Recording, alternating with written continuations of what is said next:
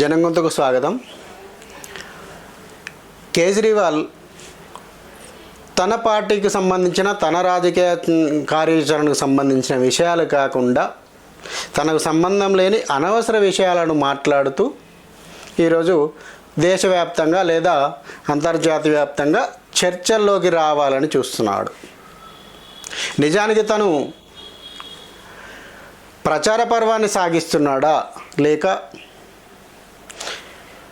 విదేశీ కుట్రదారులకు లేదా విదేశీ శక్తులకు ఏదైనా ఒక సమాచారాన్ని అంతర్గతంగా ఇవ్వడానికి ట్రై చేస్తున్నాడా? ఆయన మాటలు కనుక మనం గమనించినట్లయితే మోడీపై విమర్శనాస్త్రాలు ఎక్కువ చేస్తున్నాడు. 75 అంటే 75 సంవత్సరాలు కనుక పూర్తయితే భారతీయ జనతా పార్టీలో ప్రధానమంత్రిగా మేము కొనసాగించమని మీరు చెప్పుకున్నారు. అందుకని నెక్స్ట్ పిఎం ఎవరు? యోగిని రానివ్వకుండా తొక్కి పెడుతున్నారు అనుకుంటూ పనికి రాని, తనకు సంబంధం లేని తన పార్టీ కానీ తనకు మాటలు ఏమాత్రం పొసగని ఒక అవతలి రాజకీయ పార్టీలో సంబంధించిన విషయాలను తను మాట్లాడుతున్నాడు.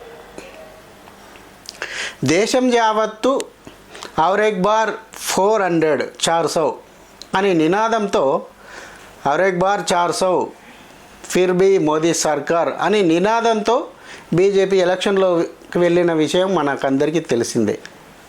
అంటే మళ్ళీ అధికారాన్ని మోదీకి మాత్రమే ఇవ్వండి అని భారతీయ జనతా పార్టీ వాళ్ళు చెప్పడం జరిగింది. కానీ ఇక్కడ కేజ్రీవాల్ ఏమంటున్నాడు? మోడీ 75 ఇయర్స్ దాటుతుంది కాబట్టి, నెక్స్ట్ ఇయర్ 75 ఇయర్స్ దాటుతుంది కాబట్టి తను ప్రధాని ఎలా కాగలడు? అక్కడ యోగి అనే వ్యక్తికి బీజేపీ శక్తులు అనగదొక్కుతున్నాయి కాబట్టి ఆయనను రాలేరు అనే పదాలు వాడుతున్నాడు. కానీ దానికంటే ముందు ఢిల్లీలో ఏదైతే తను పోటీ చేస్తున్న తన ఆమ్ ఆద్మీ పార్టీ పోటీ చేస్తున్న విషయాలను మాత్రం మాట్లాడడం లేదు. తన పార్టీ పరిస్థితి కనుక ఒకసారి చూసుకున్నట్లయితే తను ఉన్నదే ఒక ఢిల్లీలో ఒక ఎంపీ స్థానం, ఒక 70 ఎమ్మెల్యేలు. పంజాబ్లో మొన్న అధికారంలోకి రావడం జరిగింది. ఈ 2 రాష్ట్రాలలో గెలుపును దృష్టిలో పెట్టుకుని నేను ప్రధానమంత్రిని అవుతా అని కలలు కనంటూ తన అనుచరులకు చెప్పుకుంటూ రావడం జరిగింది. అదే విషయాన్ని కుమార్ విశ్వాస్ అనే వ్యక్తి ప్రకటిస్తూ తను అయితే ప్రధానమంత్రిని అవుతాను లేదా ఖలిస్తాన్కైనా ప్రధానమంత్రిని అవుతాను అని మాట్లాడడం జరిగింది. అంటే ఖలిస్తాన్ అనే పదం కేజ్రీవాల్ నోటి వెంట ఎందుకు రావడం జరిగింది? పంజాబ్ ఎన్నికల కంటే ముందు ఢిల్లీలో రైతుకు సంబంధించిన ధర్నాలు సాగుతున్న సమయంలో ఆ యొక్క ధర్నాల సమయానికి ముందు తను లండన్ వెళ్ళడం జరిగింది. అక్కడ కొన్ని ఖలిస్తాన్ గ్రూపు సభ్యులతో కూడా మీట్ అయినట్లుగా ఇంటెలిజెన్స్ వద్ద సమాచారం ఉంది. అక్కడ ఆయన వారితో చర్చలు జరపడంతో పాటే అనంతరమే ఇక్కడ ఢిల్లీలో రైతు ఉద్యమాలు మొదలయ్యాయి. అంటే దానికి ఏదో ఒక లింకు ఉందని మనము అనుకోవాల్సిన అవసరం వస్తుంది. అంతేకాకుండా గత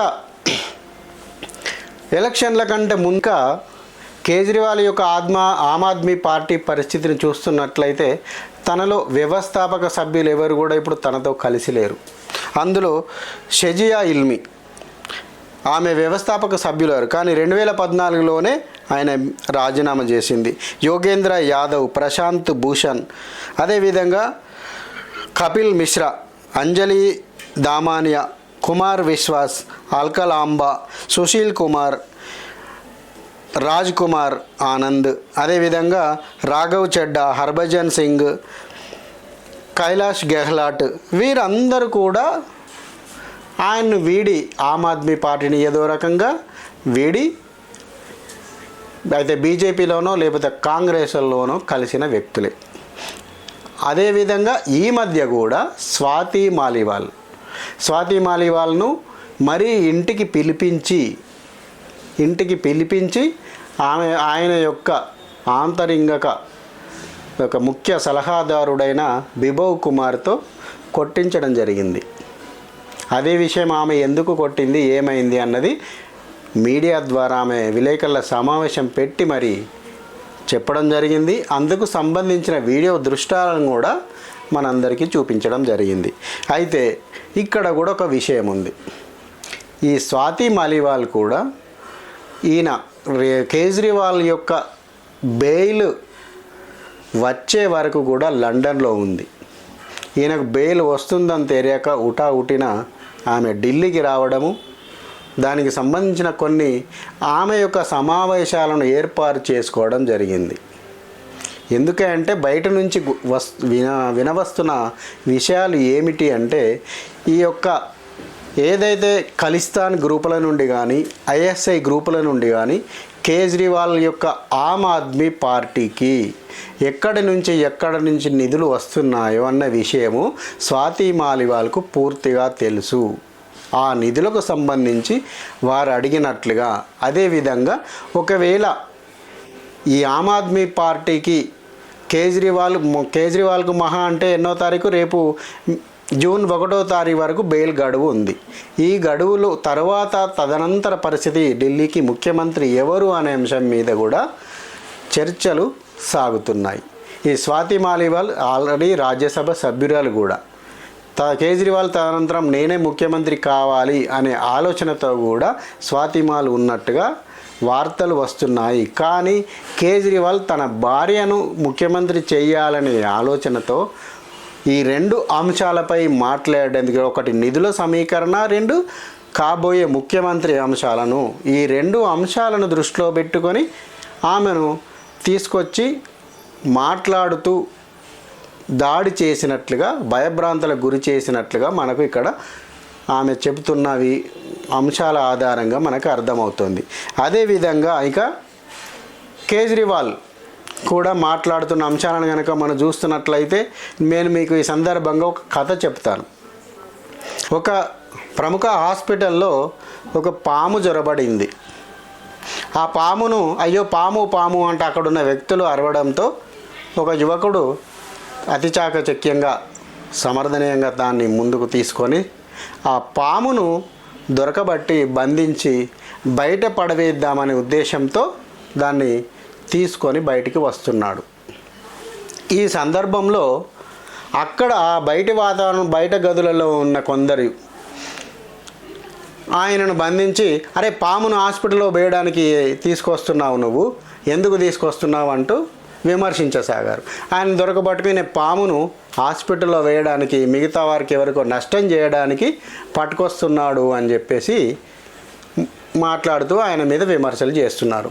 ఇక్కడ గదిలో ఉన్న వారికేమో రక్షిస్తున్నాడు మమ్మల్ని అని చెప్పి వారు అర్థం చేసుకుంటే, ఇక్కడున్న వ్యక్తులేమో పామును అతను లోపలికి తీసుకొస్తున్నాడు, వీరి మీద పడవేయడానికి, హాస్పిటల్లో అల్లకల్లోలం చేయడానికి తీసుకొస్తున్నాడు అని చెప్పి వీరు మాట్లాడుతున్నారు. అంటే ఇక్కడ కేజ్రీవాల్ పరిస్థితి కూడా ఎలా ఉంది అంటే, తన ఇల్లు చక్కదిద్దుకోవడం మాని అవతల యొక్క ఇంటిలో పుల్లలు పెడుతూ వీళ్ళు అలా వాళ్ళలా అని చెప్పి మోడీ అలా, యోగి ఇలా అని మాట్లాడుతున్నట్లుగా మనకు ఇక్కడ విషయం అర్థమవుతూ ఉంది. అదేవిధంగా ఒకవేళ కేజ్రీవాల్ యొక్క పార్టీ పరిస్థితిని కనుక మనం తీసుకుంటే, తను ఈ ఖలిస్తాన్ ఉద్యమాన్ని యొక్క ఉద్యమకారుల, ఖలిస్తాన్ తీవ్రవాద గ్రూపుల నుండి నిధులు తీసుకున్నట్లుగా ఇంటెలిజెన్స్ వర్గాలు అనుమానాలు వ్యక్తం చేస్తున్నాయి. అదేవిధంగా ఐఎస్ఐఎస్ నుంచి కూడా వీరి యొక్క పార్టీకి, వీరి యొక్క రాజకీయ కార్యక్రమాలకు నిధులు వచ్చినట్లుగా ఇంటెలిజెన్స్ వర్గాలు అనుమానిస్తున్నాయి. ఒకవేళ అదే నిజమైతే కనుక అసలు కేజ్రీవాల్ పార్టీయే ఉంటుందా, ఊడుతుందా, ఎలక్షన్ కమిషన్ రద్దు చేస్తుందా అనే అంశాలు కూడా మనం ఆలోచించాలి.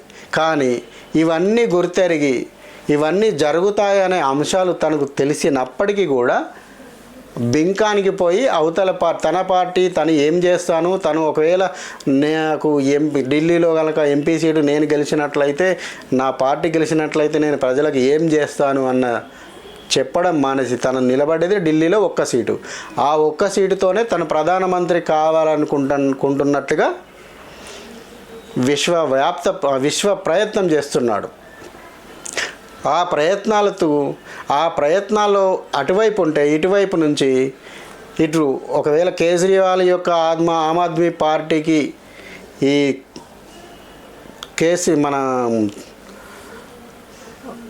ఖలిస్తాన్ తీవ్రవాద గ్రూపుల నుండి లేదా ఐఎస్ఐ తీవ్రవాద గ్రూపుల నుండి కనుక నిధులు వచ్చిన అనుమానం 100% నిజమైతే అసలు ఆయన పార్టీ ఉంటుందా మొదలు అది నిర్ణయించుకోవాలి. కానీ అది కాకుండా అటు మోడీ 75 సంవత్సరాలు నిండినాయని ఇటు యోగిని తొక్కిపెడుతున్నారని అనవసర వ్యాఖ్యలు చేస్తూ మరింత ఇరకాటంలో తనని తాను పడవేసుకుంటున్నాడని చెప్పి ఈ సందర్భంగా మనకు విషయం అర్థమవుతా ఉంది. జై హింద్, భారత్ మాతాకి